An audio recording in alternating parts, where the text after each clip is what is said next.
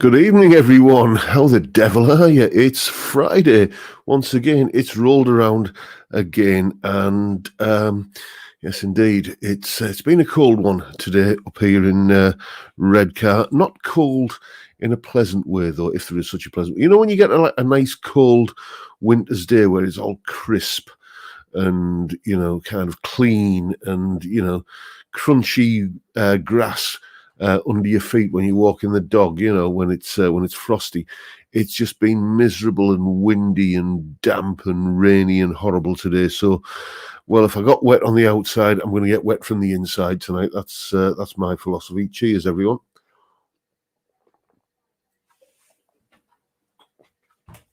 And let us go straight to the roll call, see who we've got in.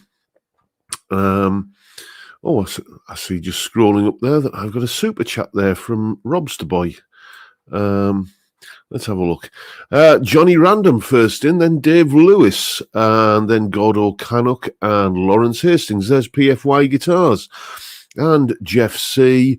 Brad Matthews is in, and so is James Hunt and Balder.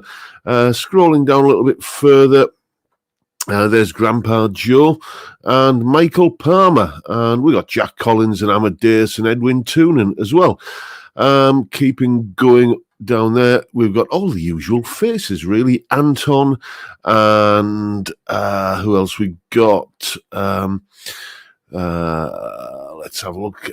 Chip Young and Terry Day are both in. So's James Hunt. Have I mentioned you already? Sorry, mate. We've got Michael Dodds. And a lot of you saying, lamenting the passing of David Crosby. I guess we're going to talk about David Crosby, Crosby, Stills, Nash, and Crosby, Stills, Nash, Young at some point in the stream tonight. And who else we got? We've got David Evans is there, and so is Ian Clark. John Ross is in his new amp day for him, Fender Champion 20. I looked at those, because I saw who's that sort of hippie dude with a slightly kind of northeastern accent. Sounds like he's one of the demonstrators for one of the guitar shops. He's all dripping in bracelets and, all that kind of stuff. He was demonstrating one a little while ago and getting some rather nice noises out of it. But in the end, I went with the Marshall DSL one. We got Robster Boy in there and John Channing. And there's Vincent Brennan and Robert Z. I never know which way that's pronounced. And then who else we got? You're a very generous chap there, Robster Boy. Thank you. That will pay for one of my beers later. We've got Balder in, and then scrolling down, Reeled in 58. And Peter Collins, Paul Trainer, their resident bass player. And, thank you so much, Paul. You're a gentleman and a scholar. David James is there. And who else we got? We got Deco Dude and David Collins and Rent to Kill. And scrolling down a little bit further, Rexomatic.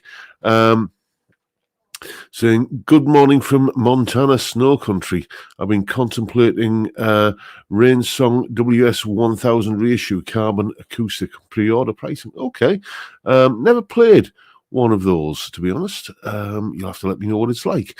Then we've got...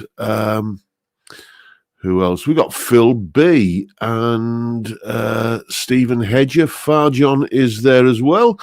And Big Bokey and Fiend Tunes is in, so's Peter Nicholson, Charlie Buttocks, and Chris Ottewell. There's is it Chikishina? Nice to have you in, mate. The Time Prophet is there, so's Bridget Pollock, Steve Entwistle, Marvellous Bloke. And then who else we got? We got Stuart Young and Pablo Hank, William Forrest, Steve Cassidy, Cool Cat. And who else we got? We got Ryan Byrne, Gemma 123 or Jamal 123. I beg your pardon, I misread that. Blame it on my aging eyes. Steve in Seattle is there, and Base at Night is there too. Ben Allmark, sometimes dim, never thin. Who else we got? We got Ron Wells and Ian Checkley and Maidenman 74, Cape Cod Dog George Wall, Russell Gibson, Slacker Deluxe, Bogart Holbeast, James Falconer, Gear View Mirror is there. So's Triple Distilled, Jeff Rocket in I'm No Creative, and Peter Goddard 1960. There's Jimmy James and Nigel Arthur. And who else have we got? We got Jay Au Young.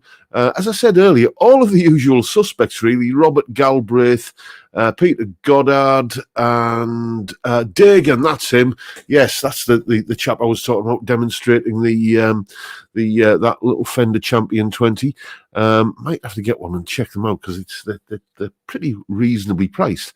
Because now I am sort of set up for doing amp reviews, which I wasn't before. I've got one coming up this week, actually, and new guitar on the horizon, John, says Amadeus. Well, possibly. I've got a new guitar here. It's that a certain chap in the chat called Balder knows all about. If you were watching last week, you'll have seen me unboxing this one. This gorgeous thing. This is one of those Epiphone Les Paul 59, sort of essentially like an Epiphone version of a Gibson R9. And, well, you're going to have to wait for the review of it. But the only thing that's at issue now is do I keep it or do I move it on? I'm not prevaricating here. I just genuinely haven't made any decision on it yet. It's on the one hand, I can't really justify having two Les Pauls, that and the Gibson.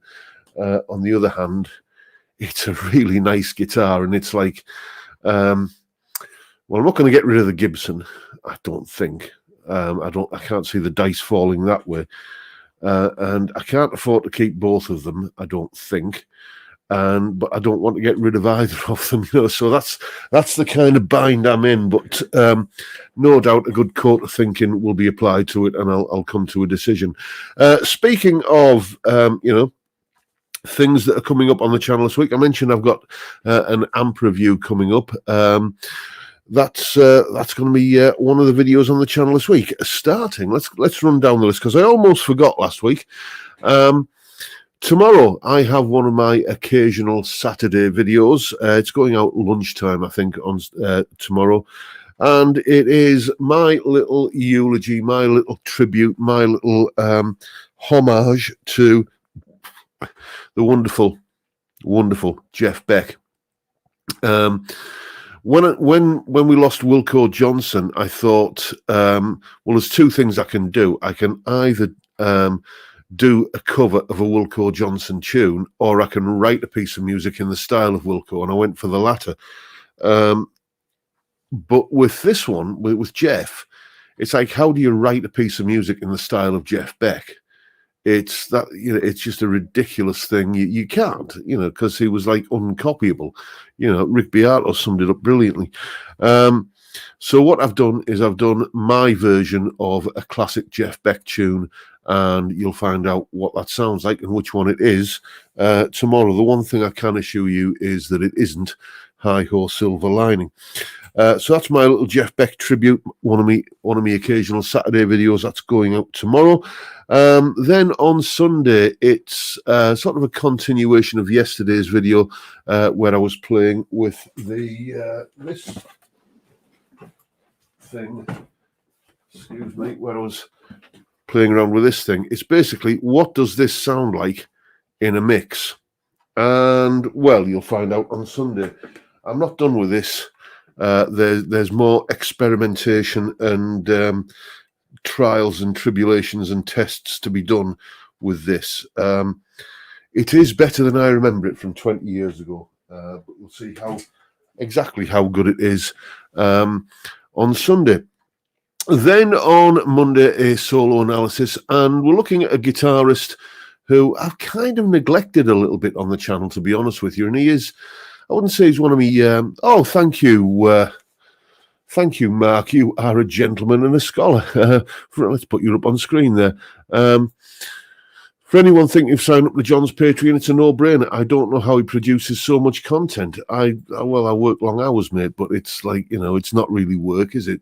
I'm sat here talking into a webcam and playing the guitar. It's not like I'm shoveling coal or, kind of stacking shelves or anything. It's what would I do if I was to work less hours? What would I do in my spare time? I'd probably sit and play guitar. So I might as well do stuff that's in some way pulling on the rope and helping pay the bills. So thank you, Mark. Much appreciated, mate. I've waffled on too much now, haven't I? The Monday video is Hendrix solo. I haven't done much Hendrix on the channel, so it's one of the kind of things that I'm kind of conscious I need to up that quotient a little bit, and Monday's video is one of those. Then on Tuesday we are looking at what I consider to be the 5 best electric guitars for under 400 quid.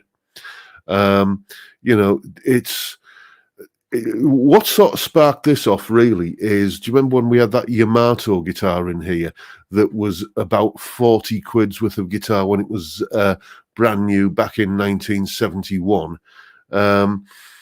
And we did the inflation calculation, and it turns out that's 400 quid today, and it was a pretty nasty piece of work, that guitar. It was not a good guitar at all. So that's been sort of percolating in my mind. What are the best guitars for, in real terms cost? About 400 quid, what that Yamato would have cost back in 71. So that's what we're looking at on Tuesday. Top 5 Tuesday, best affordable guitars under 500 quid. Then Wednesday is viewers' questions, as usual. And I've had a few requests to do this, and it's a topic I have done before. I will openly admit this. But it's a little bit like when you read guitar magazines. You read them for long enough, you keep coming back to the same topic again, don't you? And I guess that's sort of what I'm going into now. I do like to try and sort of not return to the same topic within a couple of years, and it's been a little while. We're talking about harmony guitar parts. I've mentioned it in like the Thin Lizzy thing I did this week, and in various kind of solo analyses where there's been a harmony guitar part, but I haven't really devoted an entire video to doing harmony guitar parts for quite some time. And there's a lot of new subscribers to the channel since I last did it, and maybe they don't want to wade through all of the kind of backlog of videos that I've put up. So that's what Wednesday's video is. And then on Thursday it's an amp unboxing. We are looking at basically the kind chaps at Faisley, I should say at Bax Music, have been sending me some little toys to play with, just to kind of do videos with. And they've sent me a couple of amps. One is a little 5-watt kind of tweed style all tube amp, and the other is a 15-watt solid state practice amp. And Thursday's video is the first one of those that I'm going to be unboxing and just having a little bit of a first impressions review of. So you can find out which one it is and what I think of it on Thursday. So that is what's coming up on the channel this week. Let me just take a swig of neck lubrication.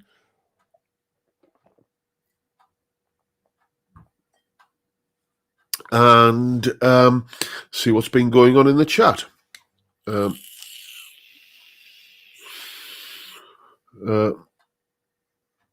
What are you saying there, Balder? I'm following John Robson guitarist lead and resorting to a cool box to avoid trips to the kitchen about 100 feet away from the front room. You must have a big house. When I pause, I always end up being minutes behind at 6 o'clock. Oh, sorry about that, mate. Yeah, just cool bag and a couple of little freezer packs. I've got 3 or 4 cans in here that will see me through the live stream, and oh dear me, another case or two in the shed to keep me going. If anybody's interested, this evening's Trail of Verbal Diarrhea is brought to you courtesy of Heineken, which means that the shopping came from from Asda this week, I mean. Hendrix, a white Strat upside down. No, indeed.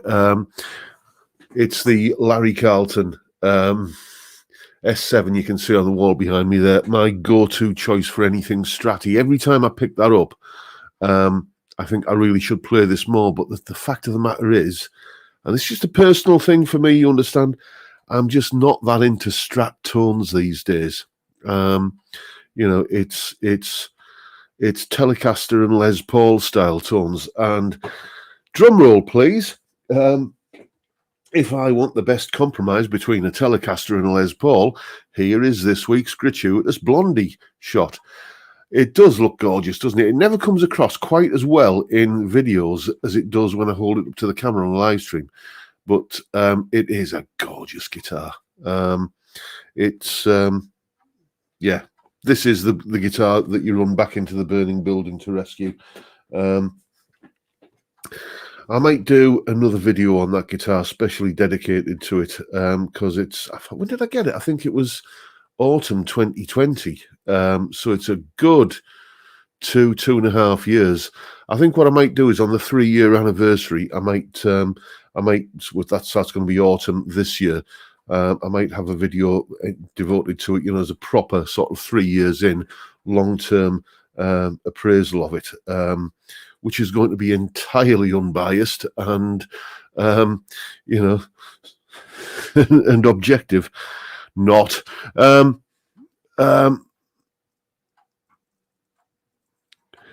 Robert Galbraith saying, anyone interested in fretwork, leveling, crowning, etc. Done too now. Bit chat, swap ideas. Yeah, I mean, it was one of the things that I always put off having a go at, because I was perfectly fine with guitar setups that involved turning an Allen key or turning a screw or that kind of thing. Because if you messed it up, you could always reverse what you'd done and you were no worse off than you started. But anytime you're actually taking a file to something and removing material that you cannot put back on if you mess it up, that was always just a step too far to me, until I can't remember who said it, but someone once said to me, well, if you screw it up, what you're going to have to do? Well, probably take it to a guitar tech to have it fixed. Well, you were going to take it to a guitar tech to have it fixed anyway. So what have you lost? So I thought, okay, yeah, well, that's one way of looking at it. And I took a brave pill and started having a go at just kind of leveling frets and leveling and crowning and what have you. And the truth of it is, you have to be, I think, a complete spanner, a complete numpty, as we say in these parts, to make a mess of it. You have to really want to kind of make a pig's breakfast of it in order to achieve that. As long as you're sensible and you keep and you kind of, you've got the right tools, that's also, an important thing. Dave's World of Fun Stuff has a great, I don't know if you watch his channel, but he has a great saying on there. He says, just take a look around this workshop. He says, look at all the tools I've got here, all the kind of, time and effort and money I've invested in getting the right tools for the job. Some of you people out there think you can manage the same thing with a screwdriver and a spoon. Well, good luck to you. He's got a brilliant turn of phrase. Triple distilled. What about a G&L S500, John? MFD pickups can give you a stratty tone or something approaching humbuckers, and switching along the neck. Yeah, I bet you've been watching Guitaristas this week today, haven't you? Because he's was it that was that the guitar he's doing today? The G&L. Yeah, I don't think I've ever owned a G&L. I think I've probably played a few over the years. Ones that have turned up in a student's kind of hands, and I've kind of have a go at that. And then occasionally they've left it. A student will leave a guitar here for me to sort out a dodgy wiring or something like that. Or sort out the any kind of setup issues they've got. So I'm pretty certain I've played G&Ls, but I've never owned one. Yeah, Paul Trainer's there saying, get a cheap guitar to try out fretwork. That's it, it's, I mean, the tools I use, I think it's Chris Allsop who sells them on eBay. His little fret crowning file has been a lifesaver for me many, many times, because what it allows you to do, if you've got one high fret, is it really worth doing a full level and crown? If you've just got kind of a dead spot on one part of the neck, it's not worth doing it. If the rest of the frets are in pretty good shape, then just do that one fret. And that little, I have what I call the rule of 6. If there's less than 6 frets need doing, I'll just do them individually with that Chris Allsop file. And, it's that little file and a set of crimson fret rubbers they'll take out all of the kind of file marks and everything, and you just can't tell that it's had anything done to it other than the fact that you've got rid of the dead spot. And yeah, it's been a lifesaver for me many times, that file, and it's still going strong after loads of years.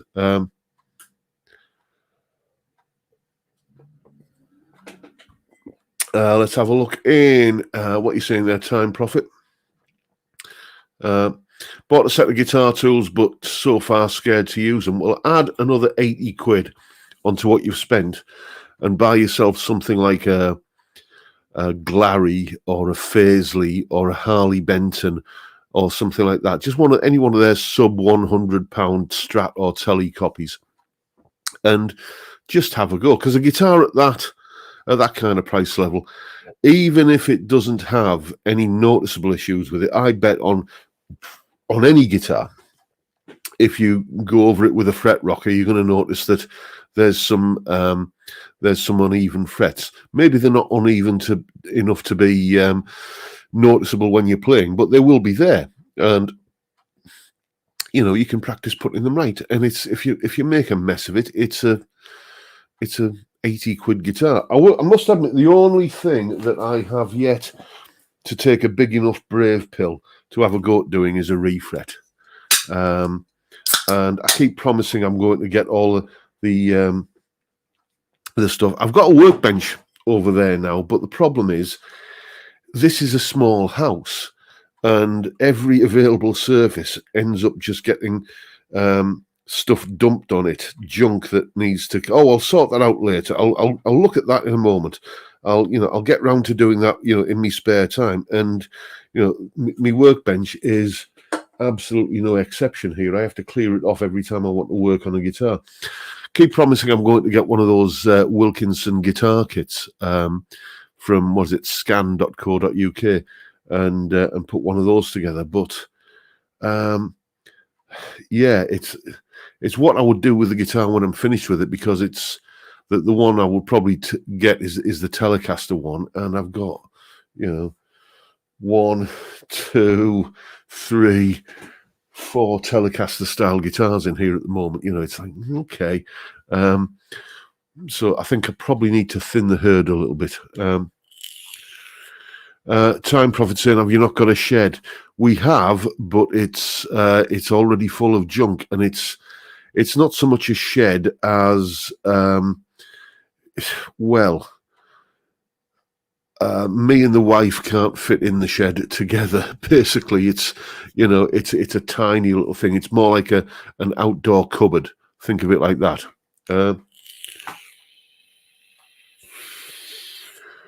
New Breed Avengers is saying, can you review acoustic guitars? I was curious about your thoughts on the round body Ovation. Here's the thing with Ovation guitar. First of all, yes, a new acoustic guitar is on my to-do list for this year. I want something that is going to give me a little bit better plugged-in sound, because I'm recording with the acoustic a lot more lately. Here's a little tip for you. If you're recording, I wouldn't say like a Slipknot or, Megadeth heavy rhythm guitar part. But if you're doing some kind of like I've just finished doing a Guns N' Roses solo for one of the upcoming solo analysis videos, It might be about a war that is civil in some way. There's a bit of a clue. Recording the big kind of rhythm guitar parts for that, I always find for that sort of classic rock, chunky power chord sort of stuff, it works really, really well if you have low in the mix an acoustic guitar doubling the power chords, or maybe even kind of filling out the chords to the full majors and minors. I just think it just gives the whole thing just that added three-dimensional depth. And that's what I tend to use an acoustic guitar for a lot of the time. And I just want something that's a little bit better sounding plugged in. That Harley Benton behind me, you can just see there, that dreadnought kind of thing on the wall. That sounds fantastic in the room, and it sounds great when it's mic'd up. But it's a bit of a faff about to mic things up in this room here, because I've got to get the mic off the mic off the amp, and then chase the cable around to here, and then kind of rig up this mic stand to kind of point down. It's a massive faff around. So I just want something that's a little bit better plugged in sound, and it may well be an Ovation of some description. I'm kind of just doing a little bit of research into it at the moment, put it that way. So Deco, dude, you're not wrong there, mate. Problem with the Ovations is they sound like Ovations. I would say the Ovation guitar is it's kind of the Stratocaster of the acoustic guitar world. Do you know what I mean? A Stratocaster has an identifiable sound that you can pick out in a mix and say, yeah, that guy's playing a Strat. Much more so than you can with any other style of electric guitar, I think. You know, I mean, in a mix, I think you'd be hard pressed to tell a Les Paul from an SG a lot of the time, or even in many cases a 335. You know, but a Stratocaster just kind of leaps out and says, "Hello, I'm a Strat." You know, have you thought about an Acoustasonic? I have, and then I looked at the price, and I thought, you know, for a guitar I'm not going to use as my main guitar, that's just, you know, I'm not prepared to. I wouldn't get the return on investment from it, to be honest. So I'm looking in the kind of sort of mid-hundreds kind of range, to be honest. But yeah, the Ovation does have an identifiable sound, and it's you either like it or you don't. Well, no, it's not true, because I'm pretty sort of on the fence about it. I can tell what an Ovation sounds like, and it's, well, yeah, that's fine, you know. I think for many years, Ovations were the go-to choice for touring musicians, weren't they? Because it was for a long time it was your only option, other than, you know, another mic kind of halfway down the mic stand pointing at the sound hole of the guitar. You know, they were kind of, I guess, were they the first electroacoustic guitars? They were certainly in that first wave, weren't they? You know, certainly better than those. Does anyone remember those K acoustic guitars with a Barkus Berry pickup in the bridge? Oh, awful.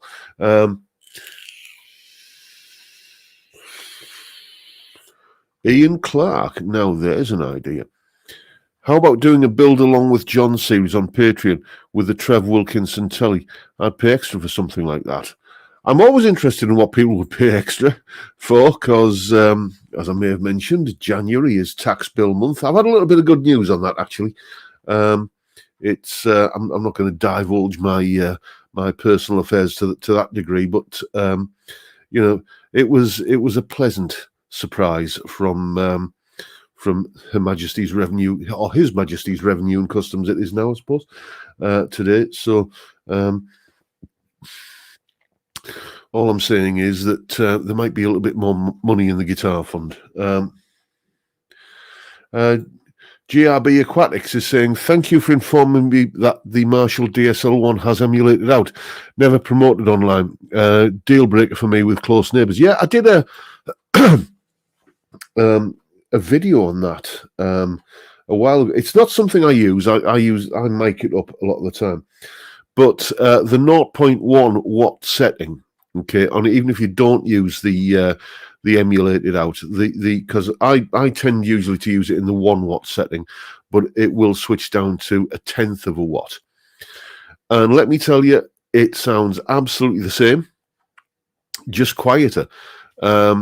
It sounds like a big, ferocious kind of fire-breathing Marshall cranked right up, but it's about the same kind of volume as your television. Okay, so if you think about, well, do your neighbours complain about the volume of your television? Well, they probably would if you had it on, kind of 1 o'clock in the morning, but sort of at a civilized hour, when it's accepted that you're going to be hearing some kind of sound coming through the walls from your neighbours. It's no louder than a television sound. So there you go. It's the emulated output works fine. It's but I don't use it because, as I say, where I'm sitting at the moment, I've got an outside wall in front of me, I've got an outside wall to that side of me, and I've got an outside wall to that side of me. Yeah, our house is that small. And then on that wall there, it's our bathroom is next door. So, Ravensmead, thank you so much. You're a gentleman, sir. Thank you. Yeah, Jason's saying, received my Christmas cards today from my sister back in England. 6 weeks to arrive, I'm only in Germany. Crazy. Yeah, well, we're having all kinds of issues with our postal service at the moment, but I'm not going to discuss those because that could very, very rapidly descend into the vulgarities of politics, which I want to keep this channel clear of. But yeah, I've got a rather special delivery that's coming to me from the Netherlands, which it's a Thomas Blue guitar amp, one of those things I reviewed before Christmas. Mr. Toonan in the chat has been kind enough to part with his in return for some beer vouchers, and it's somewhere between the Netherlands and me at the moment, and I have no idea where it is. Nobody seems to know any kind of tracking or anything like that.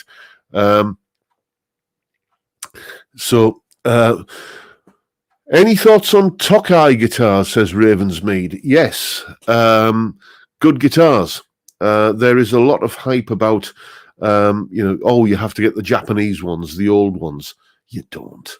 The newer Chinese ones are really nice guitars. They're sort of, are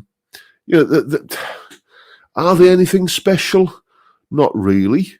There are plenty of other brands that you could get probably an identical guitar with a different name on it, because I suspect that Tokai, like kind of many other, like all the usual suspects really, in the sort of sub £1,000 built in the Far East kind of guitars, they're all sort of built in the same few factories, in China and Indonesia and Korea and what have you. So, but yeah, they're usable, great guitars. Colin at Guitaristas has got he got rid of a load of Les Pauls, he sold off another batch recently, but he's one of his favourite Les Pauls, I can't remember if he's still got it or not, is a Chinese Love Rock, which is their Les Paul. Tokai Love Rock, which is their Les Paul copy, and he's done a lot of modding to it and everything, but they've got good bones, basically.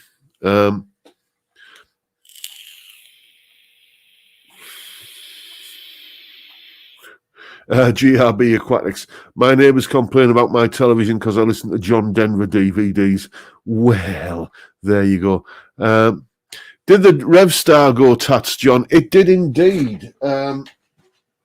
It was when I first got this guitar. This is the Les Paul Tribute. Again, always comes across nicer on the webcam than it does on the camera I use to film when I'm playing solos. But I had this, and I had the Revstar, and it was like which one stays, which one goes.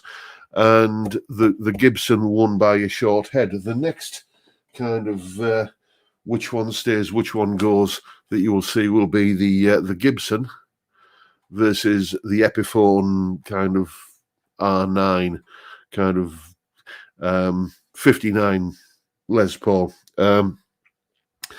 And as I say, my mind is yet to be made up.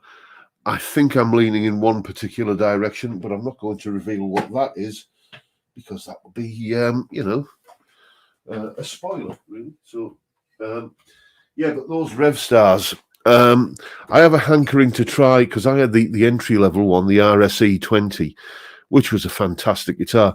I saw, what's his name? Oh, God, Produce Like a Pro. What's he called? Warren Hewitt, that's him. He did a video last year sometime where he was like, kind of working with some seriously kind of like high-end musicians, some of the guys from Toto and stuff, and he was using his RSE 20, the entry-level Revstar, and he proclaimed that it was his favourite guitar. And I can see why. They're a fantastic guitar. Really, really are. But I do have to start thinking about thinning the herd a little bit. If anybody's interested, I have an Artist TC59 for sale at the moment. I haven't put it up on eBay yet. It was one of those impulse buys. I'd been curious about them for a while. I played Colin Falcon's TC59 and loved it. And then they were all permanently out of stock. When they finally came back in stock, I jumped on one. And it's a lovely guitar. It's one of those that every time I pick it up, I think I should really play this more. But I never seem to go back to it. So I want to kind of get rid of a few of the guitars that aren't really earning their keep. So that's going to be one of them, and there might be one or two others. So I'll keep you posted on that. I should really set myself up with a reverb shop, shouldn't I? Rather than using eBay all the time. But it's just the hassle of setting up accounts and all that kind of thing and verifying and all that. It's like, yeah, I'll do that in my spare time.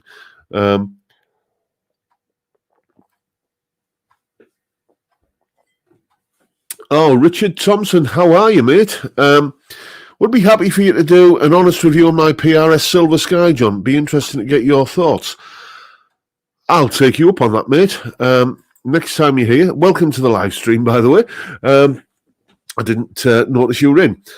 Yeah, next time you're here, we'll kind of come to an arrangement about logistics and the time and everything.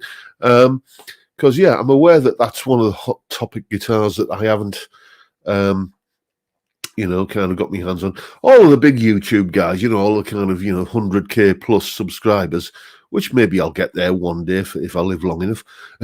But I'm just happy with the way things are at the moment, to be honest with you. But, all of these kind of big guys, they can jump on and get Phil McKnights of this world and people like that. Love his channel. They get any hot new release sent to them, to kind of review. And, so I tend to be a couple of years late to the party a little bit, but it's I get round to doing it when I get round to doing it. It's nice to kind of for instance, that Epiphone 59 Les Paul, when they first came out, there was a whole slew of videos about them, and I suspect if I'd got one, then mine would have got kind of lost in the crowd, as it were. But when that video comes out, which will be, I think that's the 12th of February, that video is going to be coming out. There won't be many new uploads about that guitar, so it kind of works in my favour a little bit that way. Yeah, Stuart. Now there is a guitar I am very, very interested in checking out. I just think that the gold top version with the moon inlays is one of the most beautiful looking guitars I've seen in a long, long, long time. And Dave Grissom, kind of a country bluesy, slightly jazzy on occasions. Rock player, he's in term. I get the feeling I grew up listening to the same music he did and had a lot of the same influences. So I suspect it would be a guitar that I would very much like. But you see, the thing is, though, I've already got the perfect PRS. This guitar here. Let me tell you now, if I didn't have this, Blondie again, then this would be my favourite guitar. This guitar here reminds me so much, not in looks, but certainly in sound and in terms of the feel of it and everything. It reminds me so much of the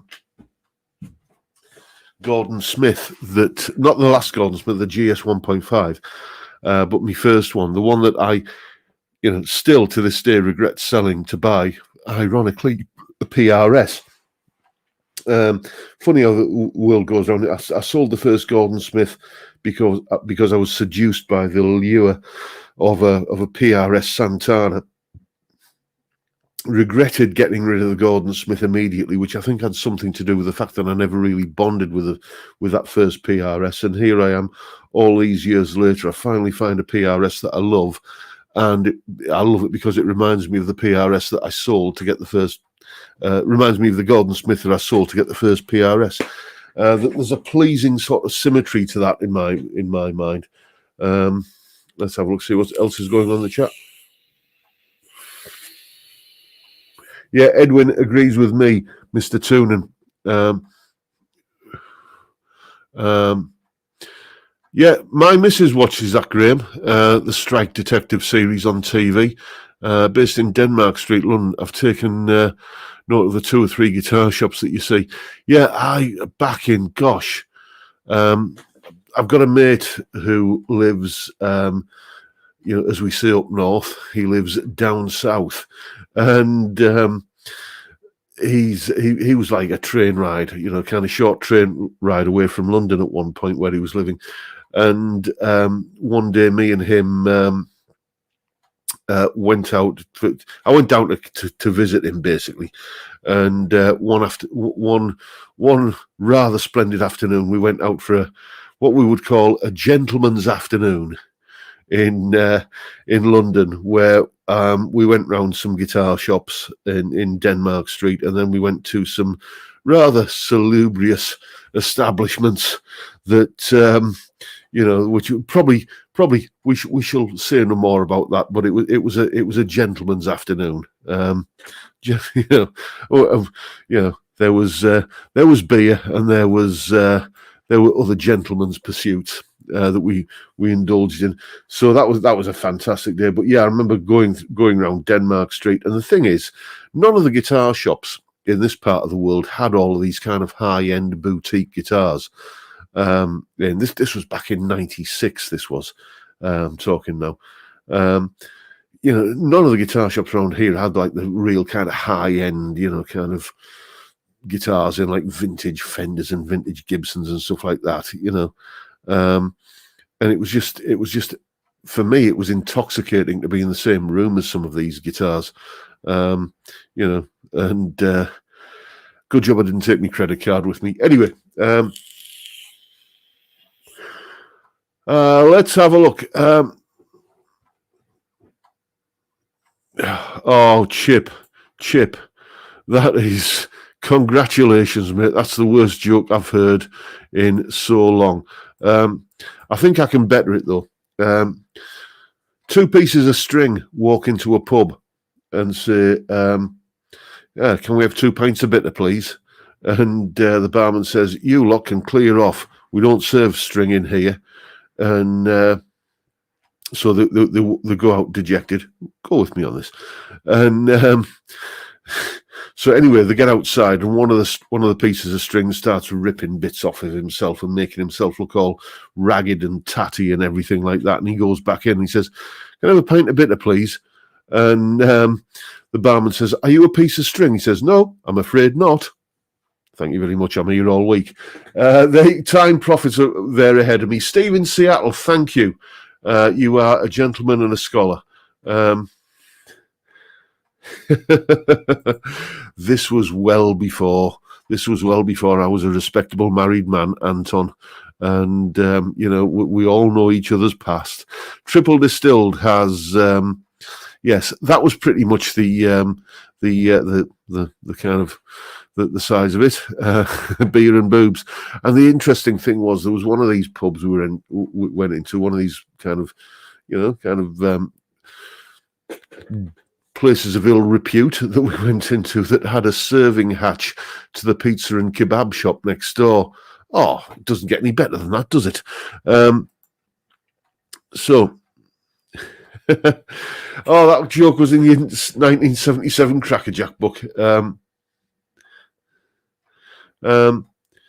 Balderson, the guy with the Chapman stick, played in Denmark Street in '96. Well, I must have missed him then.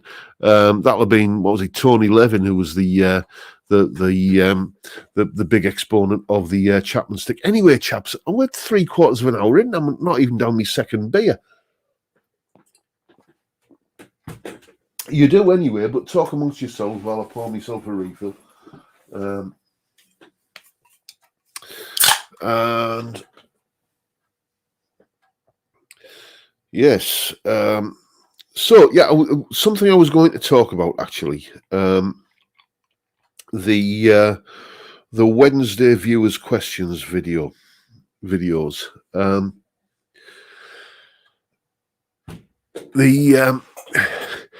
If you send a question to me via the usual routes, the link in the description box, which is now fixed, by the way, people were talking about that last week, or any of the other ways, the contact form, whatever, and it doesn't get featured, then it's because it seemed to die off for a while. I was getting very few inquiries, but it's really started to take off now. I'm getting kind of snowed under. So first of all, there may be a slight delay, a large delay between, kind of getting the getting around to whatever your question is, and so it's not that I'm ignoring you, basically. I think the Thin Lizzy one that we did this week, that request came in well before Christmas. So just please bear with me, but do keep the comments and the questions coming. It's the email address jrguitartuition@gmail.com. I have absolutely no qualms about putting my email address out there because it is what it is. It's in my Yellow Pages listing. It's on my website. It's in the public domain, is what I'm saying. Or you can use the contact form on the website, which again, link in the description. So just anything at all that's guitar or music related, and I will endeavour to cast my eye across it. The other thing is, of course, because my email address is in the public domain, I must get minimum of thick end of 100 emails a day. So occasionally some things do get lost. So if you have to prod me again and nag me, then feel free to do so.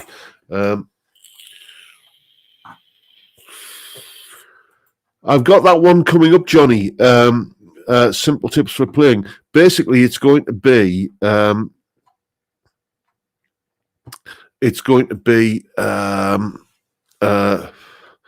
a video on the kind of things that experienced guitarists forget that beginners need to learn. Do you know what I mean? And that kind of rolling from one string to another is one of them.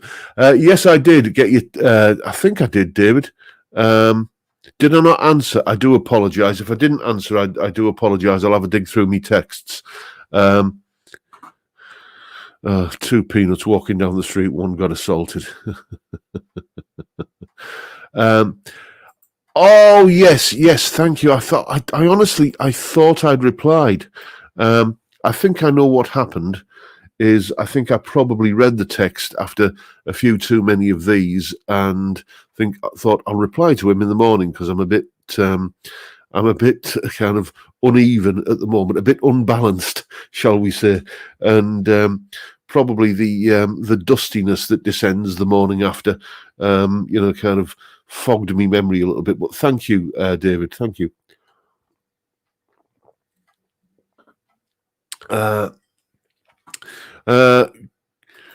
Cowtown Jones and the Hillbilly Trainwreck. Just got a looper. Any ideas about that? I did a video about that, and that will have been back in. Let me just have a look. Oh no, I don't want to click on that. I want to click on that. Come on. And let's just go.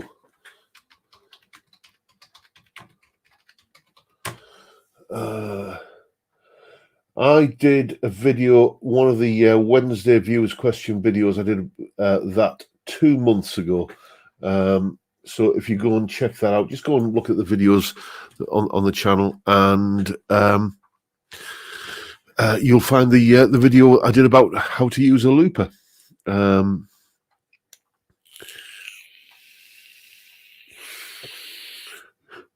You'll be rolling in it, John, with all those Western Union Nigerian inheritance emails. Yeah, well, yes. It's just I do know some. Well, I don't know somebody, but I know somebody whose father-in-law did fall for one of those fairly early on, and he basically got sucked in, and it was in the early days of that particular brand of email, and he unfortunately lost a fair chunk of money. So ever since then, I've just had any unsolicited email. I never, ever, ever click on a link in an unsolicited email. I never. You wouldn't believe how tight the security is on my email in terms of what gets shunted into spam. Oh, Jason Carter, that's naughty. That's a naughty one. But I'm not gonna read it out because, frankly, I don't want this video demonetized. Last week's was, by the way, I have no idea why. Last week's live stream. I lodged an appeal and it kind of came back again, but no idea what caused that. But yeah, I'm gonna I am really going to use that one. That's a fantastic one. Let's have a look. Cal B and the Rocco Cat spam. I love it. You try it fried for breakfast, mate. It's fantastic. You won't believe how happy it'll make you.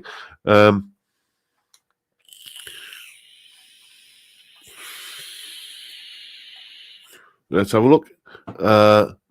See what's been going on in the chat. Oh, there's Cowtown Jones asking me about loopers. So I think we're fairly safe to scroll back down again.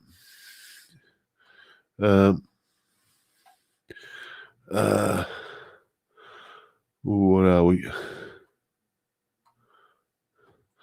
Jeff Rock is saying, my 4-year-old grandson is learning. He hasn't even learned please yet. That's proof of 4, isn't it? Well, yeah, possibly a sign of the times, mate. Amadeus is asking, in kebab or Indian tonight? We're on curry on a Friday night at the moment because, as I probably mentioned last week and the week before, we decided we're having curry for Christmas dinner last year. I was going to say this year, but last Christmas we decided we were going to have curry for Christmas dinner. So I did a big batch of my homemade jalfrezi, and it's too much of a faff around to just cook it for one meal. So I do like a big pot full of it and freeze loads of it, and I've got a batch of that out the freezer for this evening. Then we're having just again whatever is convenient out of the freezer for tomorrow evening, and then Sunday evening there will be a takeaway coming to the Robson household. I suspect it will be from a local rotisserie chicken place we've got in Redcar called Cluck and Moo. They do artisan burgers and rotisserie chicken, and if ever you are within, kind of travelling distance of Redcar on the northeast coast of England, North Yorkshire coast, you have to come here and you have to try the food at Cluck and Moo. It's absolutely fantastic.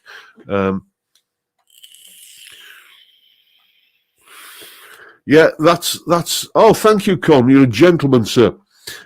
Craig saying, I will pretty much eat anything, but spam is a no-no. Yeah, it's my missus is like that. Jackie will kind of insist that I open the kitchen door to remove the smell after I've been cooking it, but because I do like it fried in a sandwich on a morning, especially if you put a big kind of greasy fried egg on top with loads of ketchup and maybe one of those burger cheese slices, you know. It's a wonder I'm not in the coronary ward, isn't it? But yes, I just think spam is just basically a hot dog in a can, and who doesn't like a hot dog?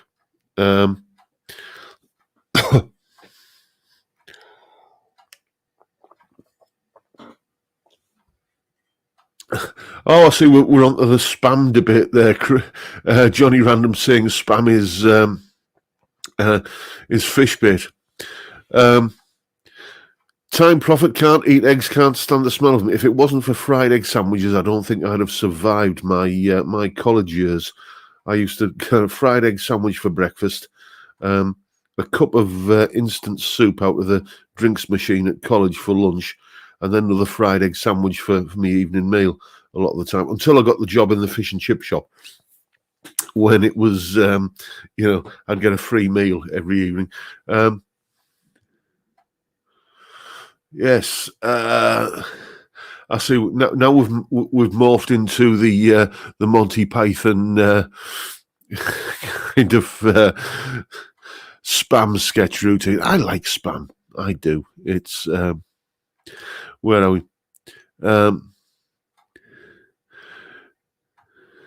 If spam was a guitar maker, it would be Epiphone. Possibly. I don't know. I mean, I think it's another